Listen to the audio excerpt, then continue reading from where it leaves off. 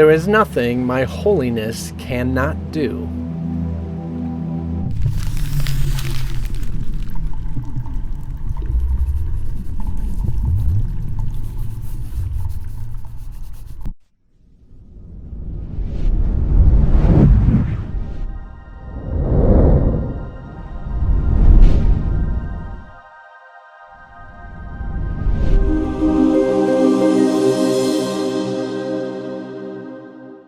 So hopefully this is getting pretty intense around here.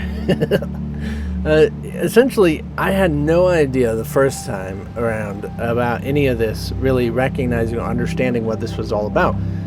You have your definitions and your ideas. We have this idea of holiness, that it is what is, say, deserves your respect, and you be nice and gentle with it, and it's holy, it's important, it's godly, right? It glitters and glows or something. And yes, most of those can be true and are true to any respect, because your holiness can do anything. So it can make anything.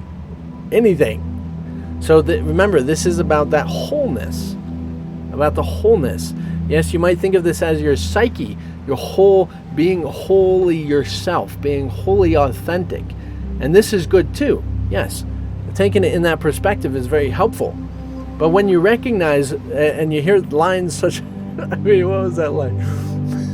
I love it. The purpose of today's exercise is to begin to instill in you a sense that you have dominion over all things because of what you are.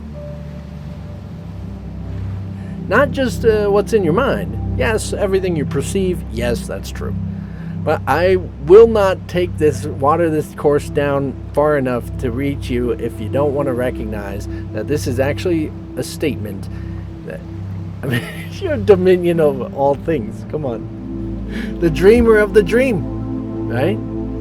The dreamer of the dream. And whenever you've come into a problem, whenever anyone comes into a problem, there is nothing your holiness cannot do, is actually a statement of recognizing that anything can change. And you, in your agreement and your allowance, have the ability to make this change.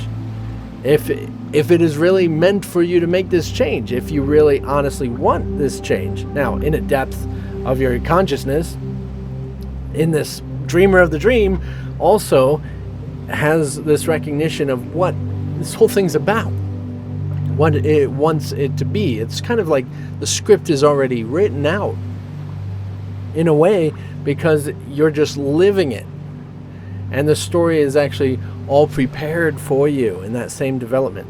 So it gets into a whole different ball game when you actually get into that perspective of recognizing that anything is possible because of what you are. Is just an absolutely massive statement that there is nothing that God cannot do, and you're a part of God, and therefore there's nothing that you cannot do. So there'll be all sorts of justifications as you're learning this, as maybe the time, maybe it's not right, or something, you're waiting for other people for this manifestation to occur, and really the only real problem is that you think you're separate from it all. And it's continuously always the fact that we want to recognize that your wholeness can do anything. But you think you're separateness, not wholeness. You think you're a separated one. You think you're a body, a person inside a world. No, I mean, you are, but the world's inside what you actually are. You're just taking this little perspective, this little point of view, this little experiencer. You want to live it for yourself. You want to experience it for yourself. I mean, how else could you know if it's good? Created it in 7 days, who cares? The fact that is, how do you judge if it's good if you don't live it yourself?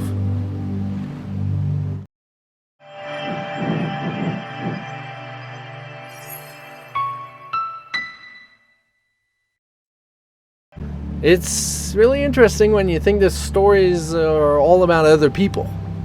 And it makes sense. They're from, yes, different perspectives, point of views. They wrote it down. You didn't, right? You don't remember it as far as your body, your life, your physical life.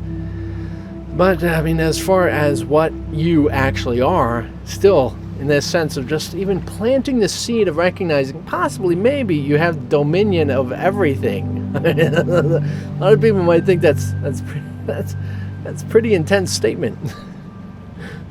I mean, especially the word dominion sounds a little like demon or something. But it's all up to you on really what we all believe.